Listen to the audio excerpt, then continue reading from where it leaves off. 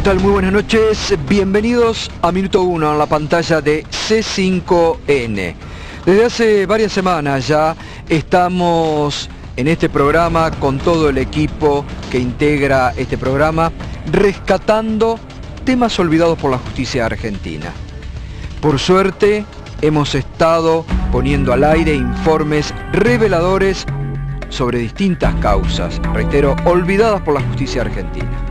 Fue en este programa donde nos preguntamos, antes que nadie, antes que estallara la polémica entre la Presidenta de la Nación y el Presidente de la Suprema Corte de Justicia, Ricardo Lorenzetti, nos preguntamos, y en un informe a través de Mauro Federico, rescatamos del olvido la causa de la Embajada de Israel. Ayer se cumplieron 23 años del primer ataque terrorista a la Argentina. Y este programa rescató, este programa actualizó, y después vino toda la polémica que se dio el 1 de marzo y días posteriores entre la Presidenta y el doctor Lorenzetti. Ayer estuvieron los sobrevivientes que agradecían el recuerdo y la mención. Fue este programa el único programa que rescató del olvido y puso sobre el tapete y pusimos testimonios que ahora la justicia deberá evaluar, la causa Iron Mountain, que ocurrió hace un año atrás, ese incendio que los peritos de la Policía Federal han determinado que fue intencional y donde se quemaron papeles importantísimos de instituciones bancarias de primer nivel de la Argentina y de otras instituciones de primer nivel de la Argentina. Y en este programa pudimos demostrar que no solamente ese incendio fue intencional, sino que detrás había un plan criminal para prender fuego y quemar esos papeles. Y hoy nos vamos a detener en otra causa que la justicia argentina se niega a investigar. Y uno se pregunta ¿por qué la justicia argentina se niega a investigar? Es la causa Papel Prensa. Desde el año 1976, que en un hecho irregular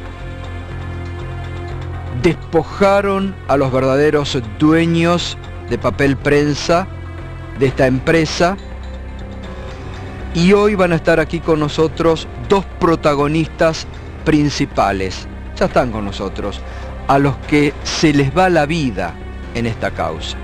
Lidia Papaleo, ella fue testigo fundamental de este despojo, y Rafael Llanover, que también fue despojado y que ahí usted lo ve, con sus 90 años a cuesta, sigue reclamando justicia. Una justicia que no llega, una justicia que debería actuar y que la semana pasada, en un trámite súper express, súper veloz, el juez Ercolini rechazó tomar declaraciones indagatorias como había pedido un fiscal de la Nación, el fiscal Lionel Gómez Barbaelella, a los directivos del Grupo Clarín y del Grupo La Nación. Se sorprendían algunos medios hace algunos días atrás que el juez federal Daniel Rafecas en 10 días, en 10 días, y con mucho tiempo insumido y con un fallo perfecto, rechazara el pedido, la acusación del fiscal Nisman contra la Presidenta de la Nación. Se preguntaron por qué en 10 días había resuelto. Nadie se preguntó lo que el juez Ercolini resolvió en menos de 24 horas, ni siquiera creo que lo consideró. Rechazar el pedido para la indagatoria a los directivos del Grupo Clarín y del Grupo La Nación. Causas olvidadas por la justicia tuerta de la República Argentina que nosotros nos encargamos de recuperar. Y vamos, antes de ir al diálogo con Lidia Papaleo y con Rafael Llanover, y que enseguida también Alejandro Berkovich nos va a contar quién es quién en toda esta historia, vamos a recordar la historia de Papel Prensa.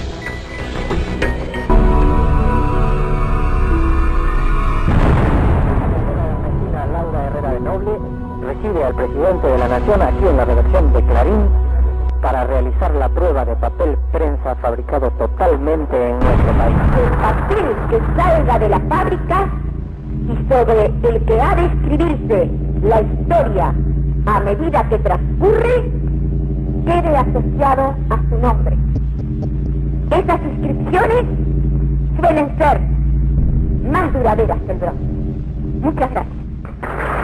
El presidente de la Nación, junto a autoridades de la empresa, procede a cortar la cinta con los colores nacionales. De esta manera, queda así inaugurada la planta.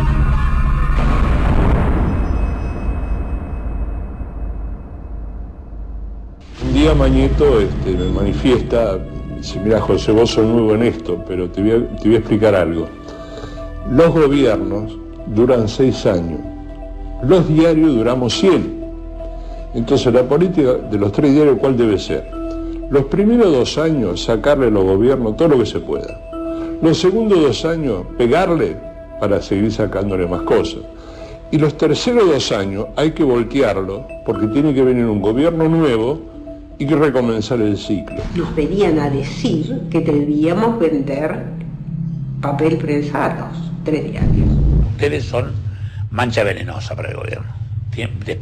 En un buen sentido se lo decían, despréndanse de todo, vendan papel prensa a Clarín, La Nación y La Razón, hagan lo que les piden porque ustedes están mal vistos por el gobierno, además están siendo investigados, no sabemos por qué. Cuando Clarín empieza con esto no era el gran diario argentino, era un diario importante, obviamente, pero la construcción de su poder tiene que ver con el diferencial o la segregación que hicieron del resto de los diarios a partir de manejar un insumo estratégico como es el papel de diario.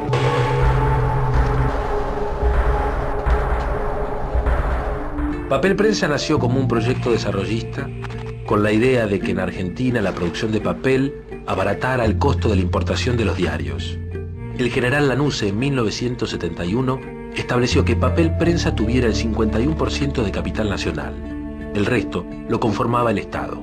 En 1973, el peronismo vuelve al poder. En ese contexto, surge la figura prominente de David Greiber. Tenía el 80% de las acciones clase A de Papel Prensa. Greiber, a instancias de Helbar, se convierte en el hombre decisivo de Papel Prensa. Yo siempre le dije, cuando hablan de mi marido me preguntan, siempre le dije que el costo de su vida fue Papel Prensa. Comunicado número 1 de la Junta de Comandantes Generales. Se comunica a la población... El 24 de marzo de 1976 se produjo un nuevo golpe militar. David Greiber murió en un confuso accidente aéreo en México en agosto de 1976. Luego, su viuda Lidia Papaleo viajó a Buenos Aires, donde se encontró acechada por el gobierno militar para convencerla de firmar un preboleto de venta de las acciones de Greiber en Papel Prensa. Yo fui a una entrevista donde, sí me acuerdo claramente, era en el diario La Nación, una sala muy grande, donde yo quedé a un costado, mis suegros quedaron en otro costado y mi cuñado en otro. Y con la única persona que yo hablé en ese momento fue con el señor de Clarín, a quien me dijo que debía firmar para que no corriera peligro mi vida y la de mi hija. Yo lo único, como ya lo he escrito, que recuerdo para siempre, ¿no?, es la mirada de este hombre. Está mal que diga para siempre, porque creo que cuando esto se termine, esta va a ser una de las liberaciones también, ¿no?, que va a desaparecer la mirada de Mañeto. Escribió el periodista Jorge Lanata, exdirector de Página 12 y Diario Crítica, en 2007. El resto de los cupos para poder comprar papel nacional barato se decide en las reuniones de directorio de la empresa. Casualmente, los cupos siempre coinciden con los diarios asociados. La presidencia y vice de la empresa se alterna desde hace años entre Julio César Zaguier, CEO del diario La Nación, y Héctor Mañeto, de Clarín. Hasta ayer dudábamos que eso fuera a pasar. Todos pensaban que el gobierno iba a intervenir Papel Prensa por la fuerza y todos decíamos que lo haga con la justicia. Anunció que lo va a hacer. Me parece buenísimo, felicito desde acá al gobierno por eso que va a hacer. Una respuesta de la oposición al referirse al informe oficial sobre Papel Prensa. Estoy dispuesta a defender al Grupo Clarín estoy dispuesta a defender al grupo y no me tiembla la mano. Decirle a todos los argentinos que estamos unidos en la oposición. No, que hay que investigar todo, pues si se tiene que investigar todo, que se investigue si con plata de la CIDE se pagó a Papaleo. Ustedes no me van a dejar mentir. Ayer a las 4 de la tarde, en las redacciones, en las radios, en los canales, en las señales de noticias, había un clima horrible, un clima de la sensación de que estaba por pasar algo tremendo, que se iban a intervenir papel prensa, que iban a poner preso a Mañeto o a Bartolomé Mitre. ¿Estoy mintiendo? ¿Qué lado te pones? Y es paradójico, pero ¿sabes qué? Me voy a poner del lado del más débil. Y el más débil ahora es a lo mejor el que parecía más fuerte. Es Clarín. Sí. Por la denuncia que se le hizo al señor Mañeto y al señor Mitre por crímenes de lesa humanidad, porque son a todas luces actores necesarios del secuestro de Lidia Papaleo y familiares. Se me acercó un señor que se presentó, que era el señor Mañeto, y me dijo que tenía que firmar o íbamos a perder la vida mi hija y yo, que no me quedaba otra alternativa. Cuando decimos que esta empresa está manchada de sangre, está manchada de sangre. De esta manera queda así inaugurada la planta.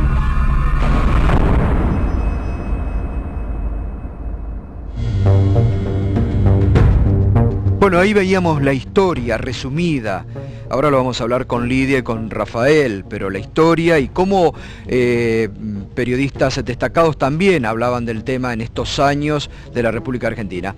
Pero Ale Berco nos va a contar ahora quién es quién también en toda esta historia, para recordar, ¿no?, lo que la justicia no quiere investigar, para recordarlo nosotros. Berco.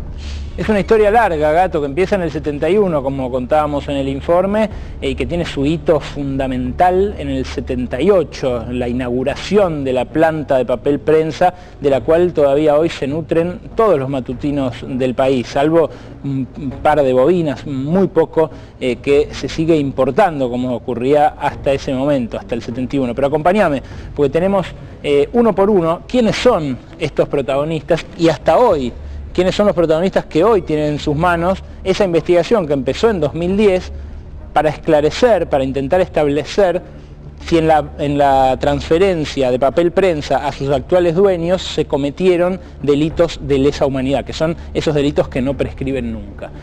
Uno de los protagonistas lo veías recién, el principal acaso, del cual seguramente va a tener mucho para decir Lidia Papaleo, Héctor Mañeto, un contador como la mayoría de los directivos del Grupo Clarín que ofició de delegado en aquella operación, en aquella transferencia.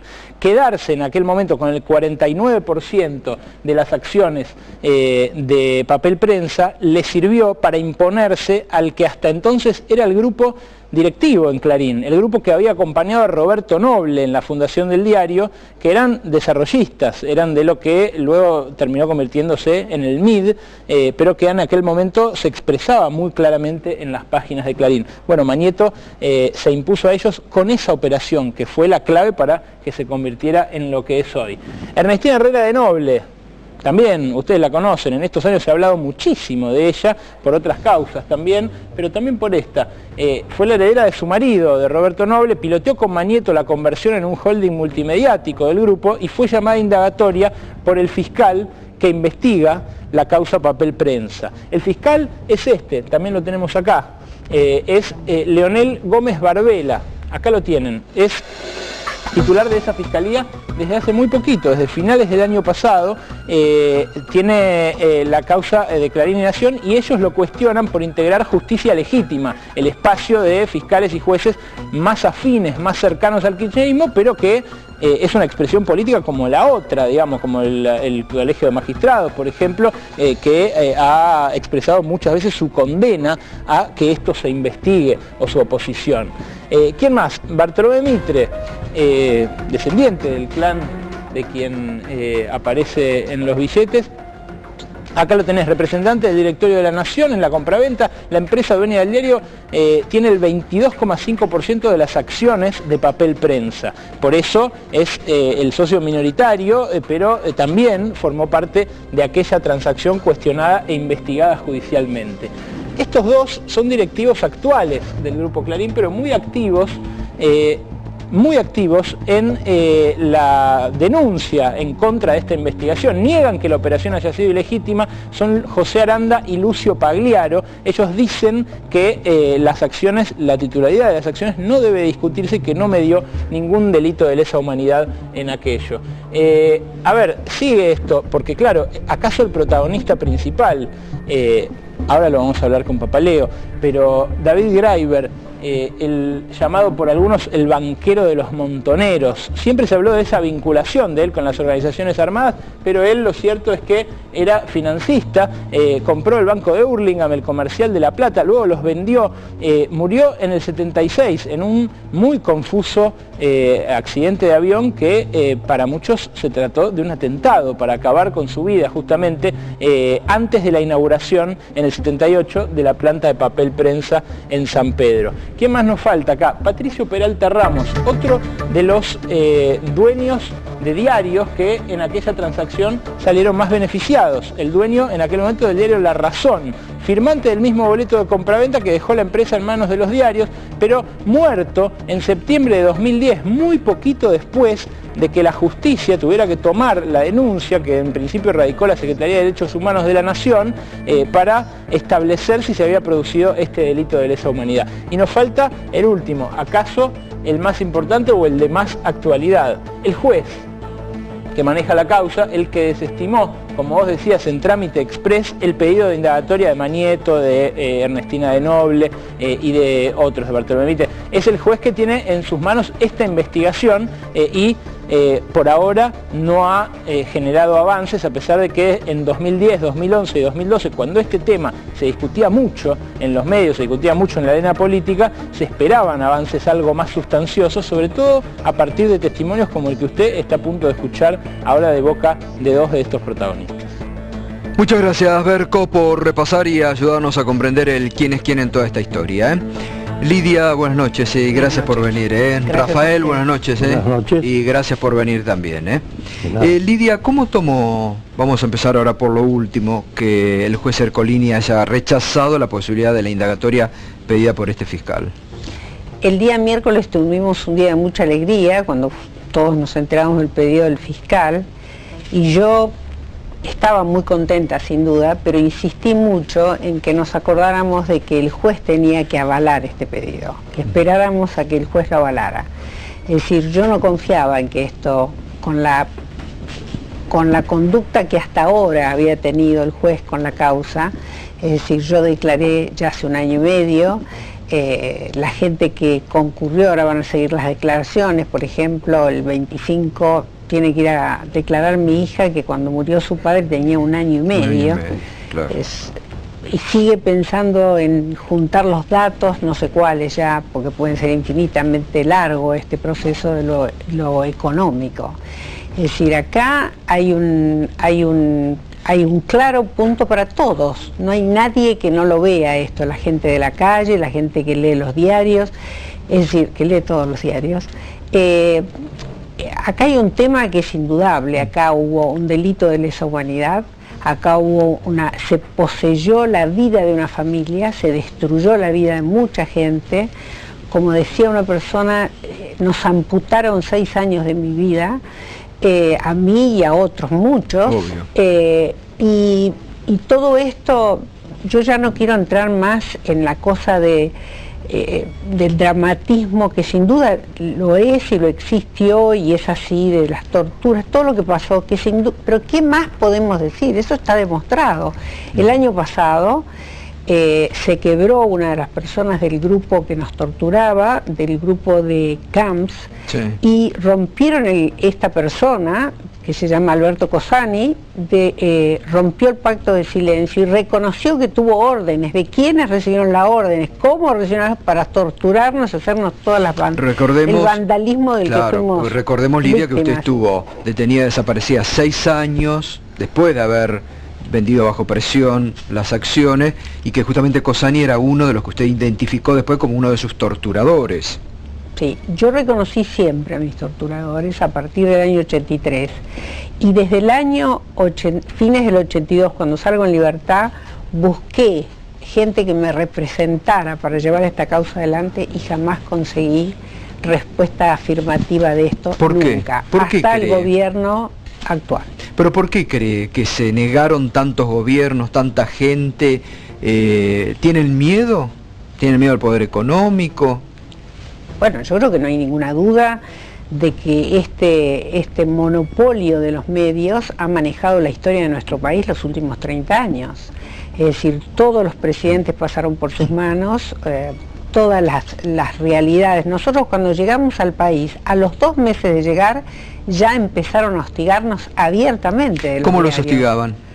Publicando todos los días algo cada vez más alarmante. Yo me acuerdo que empezamos con que mi marido era banquero y terminamos con que ya no sé qué más le iban a inventar. Es decir, el hostigamiento era diario. Eso que recién Alejandro, de que le quedó el mote del banquero de los montoneros, ¿se lo inventaron? A mí me llevan desde el lugar de tortura hacia la ciudad de La Plata para declarar en el departamento de policía de La Plata. Me lleva este señor, este individuo Cosani, con otros 2 o 3, no sé ni qué eran. Yo iba en el baúl de un Falcon. Me sacan en un lugar donde yo tenía que entregar, que es lo que hice, es decir, en una ingenuidad absoluta. Cuando yo regreso a la Argentina, se me amenaza también con el diario La Opinión, etcétera, etcétera, y entonces yo le entrego a una persona amiga un sobre cerrado con las acciones de La Opinión, y por supuesto no le digo que son las acciones. Claro. Le digo, mira, Julio, que era un señor que ya falleció, le digo, mira, Julio, te pido un favor, teneme esto, si yo te lo pido a alguien de La Opinión, vos se lo das. Mira qué cosa ingenua, claro, ¿no? Absolutamente ingenua. Bueno, entonces esta gente me pide las acciones porque iba a un careo yo con Timerman, yo no sabía dónde iba. Claro. Pero lo que sí recuerdo, cómo será la presión de los medios, en el diario vivir, en las cosas que te pasan cuando salís y hablas con el portero de tu casa o el taximetrero que te lleva. Él me dijo, bajamos, ¿no? Bajamos y cuando entramos, él toca timbre en la casa de esta familia y sale el portero. Dice, ¿qué es? Dice, ¿usted qué piensa? Le dice este señor Cosani. ¿Usted qué piensa de los drivers? Y dice que si es cierto hay que matarlos. Si es todo lo que se dice cierto, que los maten, que los revienten. Y yo venía quemada, torturada, y el portero ya me mandaba que me maten. El portero. Bueno, entramos a la casa, este señor dio, bueno, volvimos, fuimos al departamento de policía, donde donde Timerman estaba en condiciones deplorables, ¿no? Bueno, entonces, la presión de los diarios no solo es en conseguir el poder, es en lo que la gente repite, porque la gente no sabe, lo leyó en el diario, cree que es cierto esto. Entonces, mi hija no era aceptada en los colegios, era una niñita de 2 años y medio. Es decir, todas las cosas que desatan los medios en la vida de los seres humanos que estamos en este país, que lo han hecho durante todos estos años. ¿Y cuándo se produce ese encuentro que usted relata, que recién recordaba, donde le... En el 2007, en el diario La Nación, donde antiguamente se hacían todas las reuniones, según me enteraba ahora cuando escucho los programas de estos, de ustedes, nos llevan a un lugar muy grande y ahí nos separan, como ya lo he dicho muchas veces, y me ponen a mí en una mesa muy, muy grande, yo me quedo sentada y un señor se para al lado mío y me dice que debo firmar o corre peligro la vida mía y de mi hija. Obviamente, esta persona era el contador Mañeto, que... ¿Se presentó él? Se presentó, creo. La verdad que yo no sé si me dijo que era Mañeto. Yo sabía que era alguien importante del diario porque estábamos todos con distintas personas. Yo al único que yo tenía reconocido era un señor Carles, que era del diario La Nación. Yo no sabía quién era él, pero no dudé un instante de que lo que me decía era cierto, y como insisto con esto, es decir, nunca me olvidé de los ojos de Mañeto, de su mirada, como no me lo puedo olvidar jamás, es decir, porque era la mirada de una persona que no dudaba absolutamente en lo que decía, en cumplirlo, y no recuerdo a mis torturadores de la manera que lo recuerdo a él, realmente. ¿Qué fue lo que le dijo ahí? Que tenía que firmar porque corría peligro la vida mía y la de mi hija. Después de que usted firmó, Lidia, también le dijeron váyase del país, ¿verdad? Le dijeron... Bueno, me dijeron de todo. Es decir, esto sigue hasta marzo. Piensen ustedes que a mí me desaparece el día 14 de marzo y el día 18 de marzo se hace la asamblea en Papel Prensa, por la cual se cambian autoridades, reglamentos, una cantidad de cosas. O sea, cuando la gente pregunta ¿para qué? Porque esto es, si yo le firmo, ¿no? Yo firmaba mi representación y la de mi hija. Entonces yo firmo, ¿ya está? No, no está, porque había que hacer todo lo legal, que claro, llevaba mucho tiempo. Tanto tiempo que en el 78, cuando inauguran, nosotros ¿dónde estamos? En la cárcel. ¿Cuándo salimos de la cárcel? En el año 82. Es decir, con alguna diferencia, yo salgo a fines del 82. Usted relata también que usted va al velorio de la esposa de Francisco Manrique y que el sí, propio Francisco Manrique le dice, le aconseja sí, que venda. A mí y al hermano de mi marido, que fuimos juntos. Manrique trabajaba con mi esposo y entonces nosotros habíamos recurrido muchas veces. En realidad yo no iba a esas entrevistas, sino que las hacía mi cuñado, pero sabía de las entrevistas lo que se decía, así como que él nos daba un asesoramiento de cómo comportarnos. Pero la persona que a mí me dice con total precisión qué tengo que hacer, cómo lo tengo que hacer, porque venía de hablar con el gobierno, era Martínez Segovia, que trabajaba para mi marido, y supongo que también para el gobierno. Entonces él me cita en un lugar, en un hotel, y me dice que debo vender sin dudar, que fue al gobierno, el gobierno dice que debe ser inmediato y que esa venta debe ser a alguien que sean argentinos, sin dudas, y fundamentalmente que no sean judíos. Que no sean judíos. Por eso Rafael Ianover, que yo decía recién, hay que destacarlo, ¿no?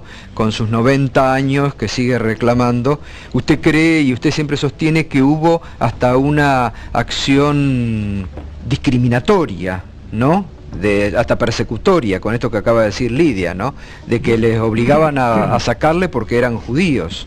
Yo estoy convencido de que realmente fue una conspiración con el objeto de apropiarse ilícitamente del paquete privado y además otro tipo de acciones también que estaban a nombre de David Graeber y de la señora, a fin de dominar la información. El señor Mañeto, el señor Bartolomé Mitre y el gobierno de facto de aquella época, a mi criterio, consideraron de que la persona o las personas que tuvieran o que manejaran el paquete accionario de Papel Prensa podían dominar la información. Estaban convencidos de ello. Y pensaron que esa información no podía ser dominada por un judío. Por consiguiente, conspiraron y tenían un plan preparado para apropiarse de esas acciones. Creo que lo puedo probar solamente con lo que voy a manifestar, porque son recuerdos que tengo, ¿no es cierto? Después del fallecimiento de David Graeber, el señor Martínez Segovia, que era presidente de la empresa, me invita a cenar a la casa de un director del grupo privado, que era el ingeniero Doretti.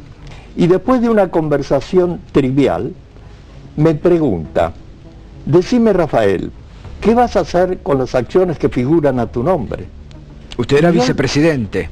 Yo era el vicepresidente y tenía acciones a mi nombre, que me había confiado el señor Graeber, ¿no es cierto? De manera que yo le contesté, a mi criterio, que esas acciones tendrían que entrar en la sucesión respectiva. Ahí lamentablemente sellé mi destino, porque como yo contesté de que lógicamente el paquete accionario tendría que haber entrado a la sucesión, ellos tenían preparado, con su mente perversa, también a mi criterio, un plan para apoderarse o apropiarse con la connivencia del gobierno de facto de aquella época de las acciones del grupo privado, cometiendo un delito de asociación ilícita, que después, por las torturas infligidas a la señora Lidia Papaleo, a algunos otros miembros del grupo y familiares, y a la muerte de un apoderado del señor Greiber, que era el doctor Jorge Rubinstein, que murió en la mesa donde le aplicaron la picana eléctrica. Ese delito de asociación ilícita se convirtió en un delito de lesa humanidad y como lógica consecuencia es imprescriptible. Porque si no, imagínense que después de todo esto que ha ocurrido, han transcurrido 38 años. Pero usted se negó, pero usted fue también detenido y estuvo desaparecido. Perdón, no lo usted se negó a esa entrega de las acciones y usted fue, también se corrió... En ese momento no me pidieron nada, me preguntaron qué iba a hacer. Y yo contesté que lógicamente tendrían que entrar a la sucesión. Y después... Y ellos, en realidad, por eso digo que fue una conspiración, necesitaban comprar el paquete accionario antes de que esas acciones entrasen a la sucesión. ¿Por qué? Porque en la sucesión había una pequeña niña, hija de la señora Lidia Papaleo y del señor David Greiber, que debía tener 1 año y medio, más o menos, ¿no es cierto?, que era una de las herederas principales de ese paquete accionario. Entonces, si entraba a la sucesión, tendría que haber intervenido un juez de menores que de ninguna manera hubiera permitido que se hiciese esa apropiación totalmente irregular. ¿Y se apropiaron de sus acciones? ¿Se las sacaron? Bueno, en realidad exigieron que la señora Lidia Papaleo, que representaba inclusive a su pequeña hija, que se desprendiera de las acciones de Papel Prensa, y las que estaban a mi nombre, que yo siempre había manifestado 2 días después de haber entrado a colaborar en Papel Prensa, que esas acciones no eran mías y que le pertenecían a David Greiber. Entonces, realmente nos obligaron, o la obligaron a la señora Papaleo a hacer esa venta. Y seguramente relató recién que Martínez Segovia, que era el presidente y socio de Martínez Dios en el estudio jurídico, le dijo a la señora Papaleo que debía vender las acciones y que los compradores no podían ser un grupo extranjero o un judío. De manera que el antisemitismo que tenía el gobierno de facto de aquella época, porque en realidad actuaban de común acuerdo, ¿no es cierto? De manera que nos convocan para firmar el convenio de venta de las acciones en una forma totalmente irregular. Un negocio de esa envergadura nunca se puede encarar, por ejemplo, que yo estuviese en una sala del diario La Nación de la calle Florida con mi señora para firmar el papel correspondiente, porque me habían dado instrucciones de que se vendieran las acciones. Y por consiguiente, en otra sala estaba la señora Lidia Papaleo y en otra, creo, algunos familiares. No es posible de ninguna manera que un negocio de esa naturaleza se hubiera realizado con los vendedores sin saber que cada uno estaba en otra sola. Ahora, Lidia, usted recién relató lo que significó para usted ver a ese hombre, a Héctor Mañeto, en ese momento de su vida, pidiéndole, exigiéndole, reclamándole que haga lo que usted finalmente hizo. Ahora, ¿qué le pasa hoy cuando lo ve a Mañeto, a pesar de que son escasas sus apariciones públicas? ¿Qué pasa cuando ve esa mirada, cuando ve a esa persona? Siento exactamente lo mismo que siempre sentí. Es decir, yo creo que quizás cuando todo esto se termine y se vuelva... Es decir, para mí Mañeto es tan amenazante hoy como antes. ¿Por qué? Porque tiene el mismo poder que tenía o más. ¿Y usted cree que este es un motivo por el cual la justicia va demorando los procesos y no los activa como debería ser para responder? No somos el único país en el mundo en que vemos la corrupción y vemos la entrega del poder en manos del dinero.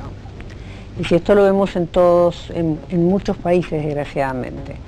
Y la Argentina está luchando arduamente. Hemos tenido hace poco un intento de golpe de Estado en el país. Entonces, ¿a dónde está la falta de poder? Siguen teniendo poder, siguen manejando la información y están intentando seriamente. Yo siempre esperé este año, yo tengo una profunda admiración por la Presidente y por la firmeza que tiene. Puedo compartir o no en la forma en que lo hace, eso no tiene importancia. Lo que tiene importancia es que está tratando de llevar una idea, una forma de vivir, un estado del país en estos 13 años que tenemos, donde está tratando una lucha enorme, que la vemos, a mí lo que me emociona y donde veo la respuesta enorme es en la gente joven, que está en todos lados y que cómo ha tomado la bandera de la justicia. Ahora, pero no dejo de decir que el señor Mañeto y los señores que lo acompañan al señor Mañeto siguen teniendo el poder que tuvieron. Y en la causa usted dijo que declaró hace 1 año. Y medio. 1 año y medio. Declaré durante 6 horas y media. ¿Y qué reflexión le mereció cuando la semana pasada leyó que el juez Ercolini decía que no había ningún mérito ni razón para la convocatoria indagatoria como había pedido el fiscal? No me sorprendió. No me sorprendió. Después de haber tenido mi declaración, que no fue con el juez, sino con 2 secretarias que puso el juez, que ¿No estuvo el juez presente? Él, no estuvo presente. Entonces, yo creo que es un largo periodo ya de tiempo para saber que no se han tomado ninguna medida seria, o sea, ninguna medida importante. Es decir, esto que hace el fiscal hoy, gracias a Dios que tenemos este fiscal, si bien hay gente como mi propio hermano que le dan una importancia enorme, yo creo que sí que la tiene, sin duda, pero insisto, no es que me entrego y renuncio a estar hoy acá con mi amigo tratando de enfrentar y de decir nuestra verdad. Lo vengo haciendo desde que murió David. Pero, por eso yo decía que se les va la vida también en esto, ¿no? Pero cuando yo digo que Mañeto tiene el poder que tiene, que todos creo que estamos de acuerdo en eso, es decir, no me someto a eso, por eso estoy acá. Lidia, si yo no estuviera acá, estaría sometida a pensar que contra el poder no se puede hacer nada. Yo creo que contra el poder, la verdad de la justicia, de la misma gente que forma el país, va a llevar a algo. Yo creo que un día estoy confiada en que esto va a poder revertirse. No tengo duda de que se va a hacer justicia. Durante los años iniciales de la democracia, incluso le diría durante los 7 primeros años del kirchnerismo, en los cuales al principio Clarín y sus medios eran oficialistas y acompañaban. Claro, sin duda. Sí. En todo ese tiempo, ¿usted qué hacía? ¿Cómo vivía ese despojo, esa situación de ver ese poder de afuera? Cuánto estudio importante y no importante a ustedes se les puede ocurrir y ninguno me quiso atender. Ninguno me quiso... me recibieron y me dijeron sí, pero en realidad hay que esperar, porque yo decía cosas muy ingenuas como que había una cantidad de acciones de poco valor, que seguían estando en nuestro nombre. Si yo en base a eso no podía... Cuánta cosa se me ocurría para poder hacer. Por supuesto nunca pasó nada, nunca nadie me atendió, nunca nadie me quiso representar en esto. Pero no me olvido que el día que lo conocí a Néstor Kirchner y a la señora Presidente, él contó algo que era, me dijo, en ese lugar, que estaba sentado mi hermano, dijo, estaba sentado el señor Mañeto, que me había hecho un pedido que yo le hiciera al presidente. Y la Presidente me dio la respuesta. Entonces yo le dije, mire Mañeto, la Presidente dice usted va a tener que hacer campaña política y va a tener que presentarse a elecciones para ser presidente, porque ella no va a hacer lo que usted le pide. El pedido era vinculado a las telefónicas. Sí. Entonces ese fue el corte y el cambio absoluto que hubo después, ¿no? Y hasta ese momento no tenía usted interlocución con el gobierno. Nunca tuve, nunca fui escuchada, jamás. ¿Cómo le hace sentir eso de que en un momento acudieron a usted? ¿No siente que en parte fue también la necesidad política de la hora? Bienvenida sea. Se lo pregunto al revés, porque voy por el mismo punto. ¿Usted cree que el Estado haya cambiado de posición respecto del grupo Clarín? ¿Le permitió a usted avanzar en un pedido de justicia? Sin duda. Sí, yo creo que el Estado decide en un momento dado que puede él también tratar de enfrentar este poder y tratar de que empiece a separarse y a tener apoyos que no son tantos, ¿no? Pero que pueda tener apoyos para enfrentar al monopolio este que es siniestro. ¿Y usted cree que el juez está presionado para no avanzar en la causa? Yo creo que todo ser humano puede estar presionado, de eso no hay duda, y yo lo he estado muchísimos años en mi vida, y he vivido con el miedo y aún hoy recibo amenazas. ¿Qué tipo de amenazas recibe? A ver. Y me llama gente importante que me dice, no te metas más, olvídate ya de este tema. ¿Pero gente importante de qué nivel? Bueno, gente, abogados o gente que manifiesta buena fe en aconsejarme que me separe de todo esto. Pero esta es una decisión de vida, ¿no? O sea que esto sigue. Yo creo, respondiendo porque no quiero dar lugar a confusión con lo que decíamos del gobierno, yo creo que el gobierno también, a mí me costó mucho entender esto de la política, pero yo no soy política, pero lo entiendo hoy día, es decir, de los tiempos, también hay que esperar los tiempos. Es decir, hay que esperar los tiempos para poder estar parado y con fuerzas para poder enfrentar. Yo creo que las elecciones en octubre van a ser fundamentales, estoy absolutamente convencida de eso y vamos a poder seguir este proceso, si no, no creo que se pueda seguir. Ahora, ¿usted siente que Mañeto es algo más que el CEO de un grupo corporativo mediático? Te voy a tutear, mira.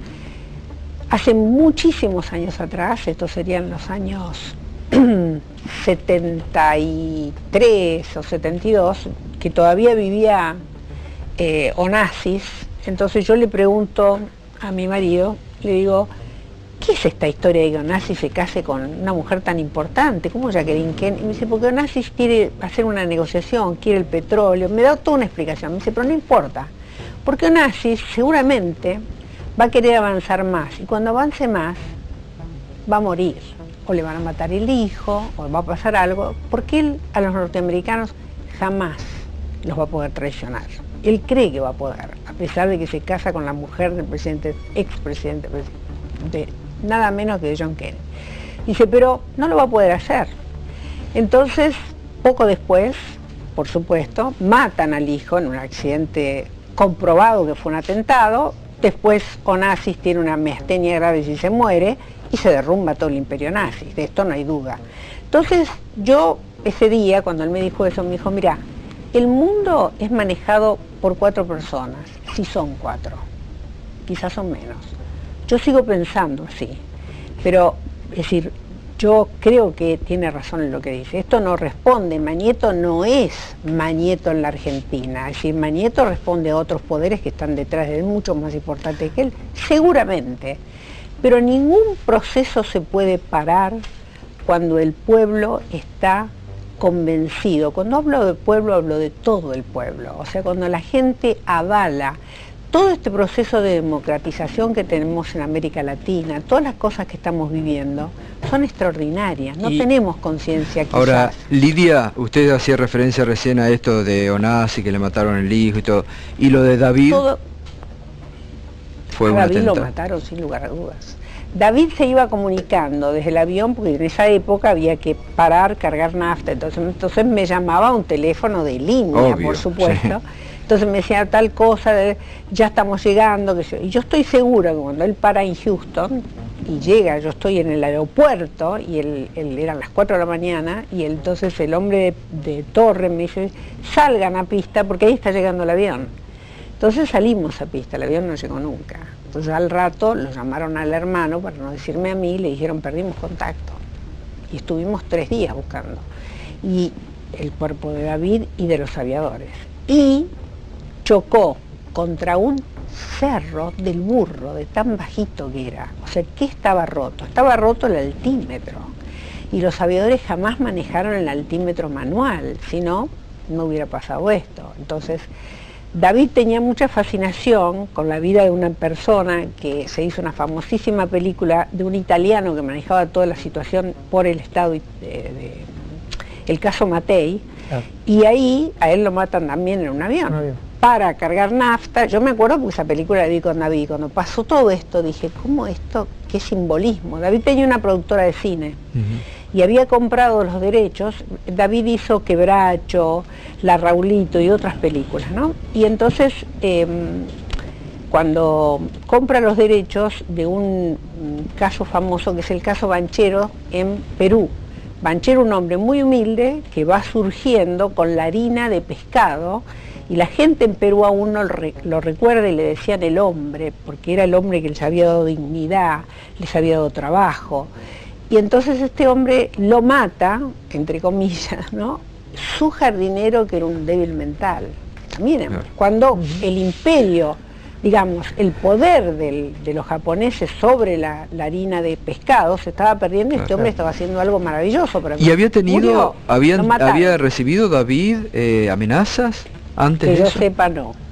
Que yo sepa, David no era una persona, David era una persona muy extraordinaria que trataba de gozar de su hija y dejar cualquier cosa para ir a bañar a su hija, estar con su hija, estar con su familia, acá lo puede decir él, era un hombre profundamente cariñoso, a su madre la llamaba 2 o 3 veces por día, era un hombre extraordinario y no nos daba elementos de preocupación, nos protegía a todos, nadie sabía nada. Justamente sobre eso, pensaba, ¿su marido llegó a conocerlo, a Mañeto? ¿Llegó a conocer a los No tengo la menor idea. ¿Usted no supo nunca si eso ocurrió? No.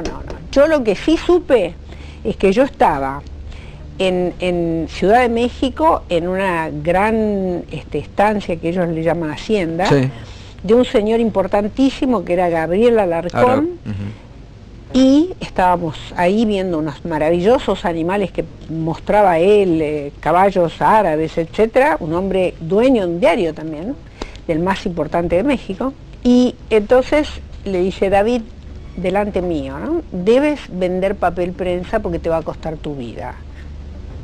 Entonces yo, como había aprendido a callarme la boca, dejar, y a David le molestaba mucho que se los interrumpiera, y yo lo sabía, así que yo no pregunté nada. Cuando salimos de ahí, le digo, ¿qué es esto? ¿Qué es papel prensa?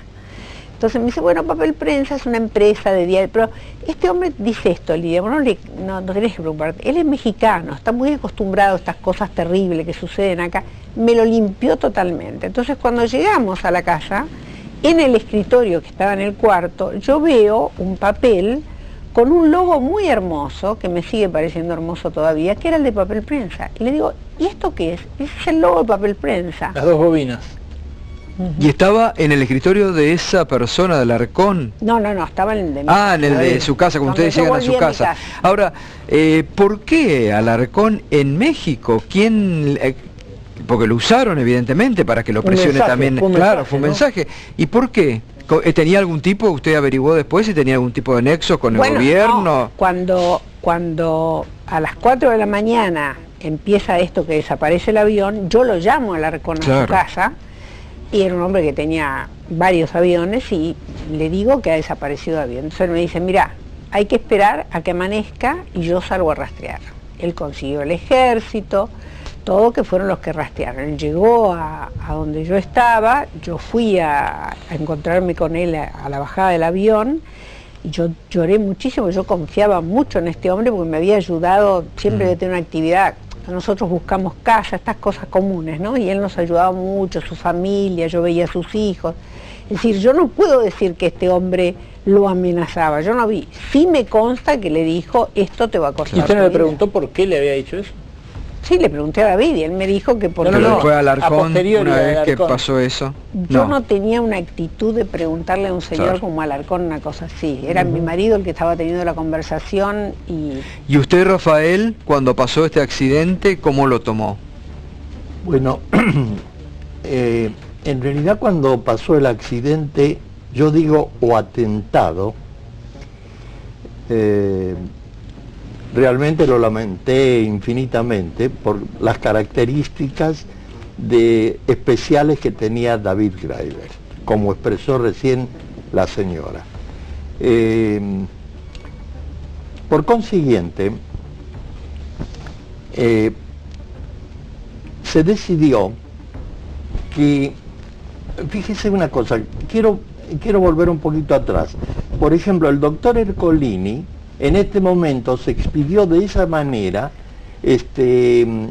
denegando la indagatoria de estos señores, porque considera que todavía no se ha presentado también la... Me estoy extendiendo demasiado. No, perdón. No se ha presentado la pericia correspondiente, porque no hay ninguna duda que el precio por el cual se convino la transferencia fue totalmente vil. Claro. Y le voy a explicar por qué. Por ejemplo, la máquina principal de la empresa, que era una máquina de 100 metros de largo, totalmente automática, ¿no es cierto?, que había sido importada de Finlandia. Toda una novedad para esa época. Totalmente, efectivamente, que era muy moderna, costó $6 millones y toda la operación se hizo en $8.300.000 cuando se había construido un edificio de 120 metros de largo y 23 metros de altura, conteniendo todo lo necesario para poner en marcha la planta. Por eso usted habla un poquito nada más. Por eso usted habla de despojo. Por supuesto, claro. Fue vil, no poco. Las autoridades de las dos empresas que comparten el accionariado mayoritario hoy de Papel Prensa dicen que en realidad se presentó en su momento como un acuerdo entre privados, como una propuesta privada, no que partió de la dictadura, no que partió de las autoridades en ese momento del Estado, sino que era un entendimiento entre los herederos. Evidentemente usted dice que no, pero esa hipótesis, esa línea de defensa, ¿en qué se basa? ¿Usted en ese momento en qué leyó que se estuviera basando? ¿La defensa de qué? De ellos, diciendo que era un acuerdo entre privados, que era un arreglo que se... Pero es un absurdo, porque le está diciendo acá ya no, a ver, la empresa se compra en 8... Dinero que depositaron fueron $7.000, que nunca no tenían dinero para comprar. En la escribanía La verdad es esa. y nunca lo cobramos, o sea, nunca lo vio nadie, ni lo tocó nadie, ni nada. Es decir, después sí participó el juez de menores, etcétera, etcétera. Posteriores, yo estaba presa, ¿no? O desaparecida. O sea, nunca pero nadie pagó nada. No. Se hizo un depósito en una escribanía y nunca nadie pagó nada. Volviendo, yo sé que es complicado para usted, pero para nosotros es importante volver sobre ese punto, porque usted hizo referencia a que no recuerda tanto la cara de sus torturadores como la de Héctor Mañeto el día que le dijo eso.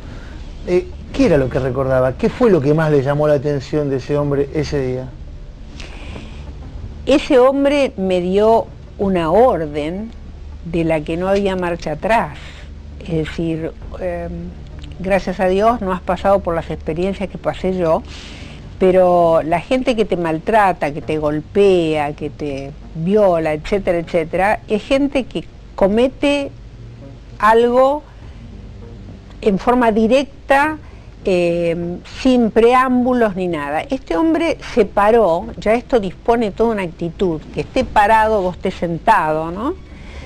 Y la actitud de él era totalmente amenazante. Es decir, ya el hecho de estar parado ante una mujer que estaba sentada, que había perdido a su marido, que es una criatura de 1 año y medio, que él sabía obviamente que yo estaba haciendo desde este hombre que era presidente, que me decía que el gobierno decía tal cosa, Manrique que nos decía esto, otro más que se hizo pasar por el coronel no sé cuánto, que también venía y nos amenazaba.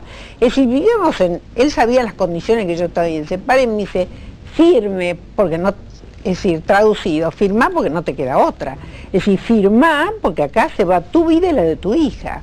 Entonces, es decir, es la persona más amenazante de mi vida. Desde ese día en más, no tuve más mi vida.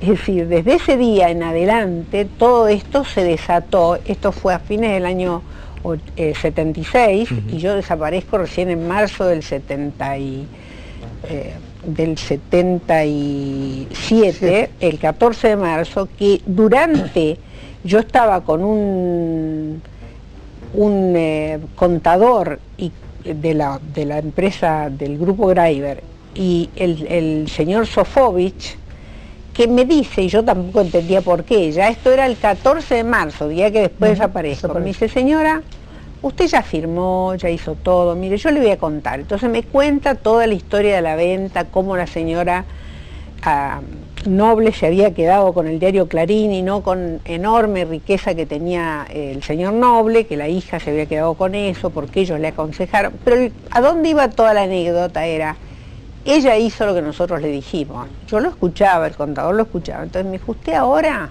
nosotros estábamos en un restaurante que estaba en la San Martín y Córdoba. Me dijo, usted ahora de acá sale para allá, se va, se toma el barco y se va a Uruguay. Ni la llame a su hija.